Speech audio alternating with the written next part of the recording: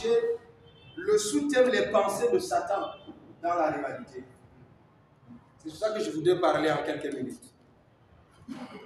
Vous savez, le premier chapitre de ce livre, c'est qu'est-ce que la rivalité? Deuxième chapitre, la rivalité dans l'assemblée céleste. Troisième chapitre, la rivalité au sein du péché d'Adam. Quatrième chapitre, la rivalité, l'esprit de rivalité dans les nations. On voit la nation d'Israël, la nation de Juda. Cinquième chapitre, l'esprit de rivalité et la vie de Jésus. Même Jésus a été victime. Hein? Sixième chapitre, la rivalité au sein de l'Église. Et il y a d'autres que nous sommes en train d'écrire. Nous allons compléter ça la prochaine fois que ce livre sortira. Mais dans la rivalité qui s'est passée au ciel, puisque c'est la genèse et le départ de tout là-bas, nous voulons voir quelles sont les pensées que Lucifer avait dans son esprit. Excusez-moi de dire, c'est comme une tautologie, c'est que nous avons affaire à des théologiens ici. Parce que je prends Lucifer ici comme une personne, parce que justement, je veux prendre l'exemple d'un personnage biblique qu'on appelle le roi de Babylone. Nous ouvrons nos Bibles dans le livre d'Ésaïe, chapitre 14. Ésaïe 14, du verset 13 au verset 14.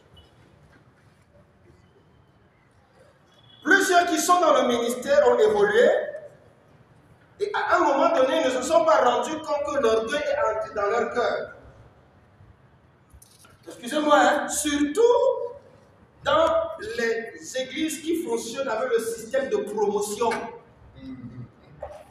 Tu quittes de niveau de diacre, tu deviens ancien. D'ancien, tu deviens évangéliste, ou bien ancien principal. Ancien proposant, ensuite. Merci. Je ne suis pas le seul qui connaît ça. Alléluia.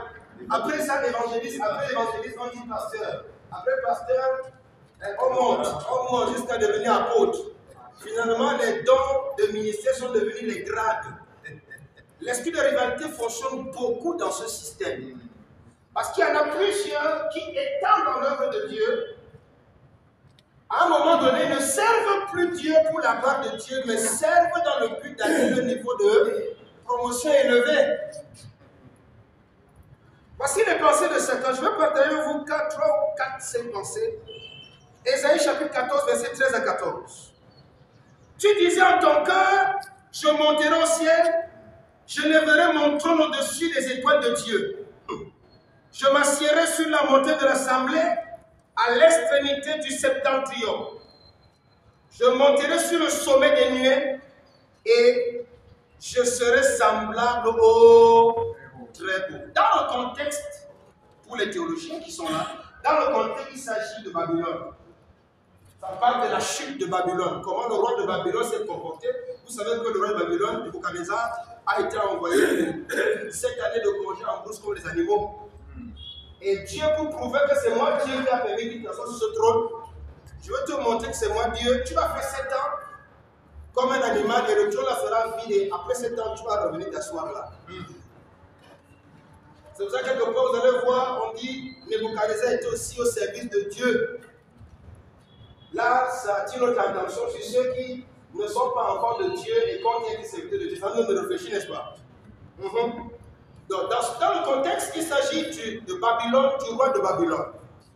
C'est lui qui développait ses pensées parce qu'il avait atteint un niveau d'influence dans le monde, sur la planète, au point où il a oublié que ce n'est pas par ses forces qu'il est arrivé là.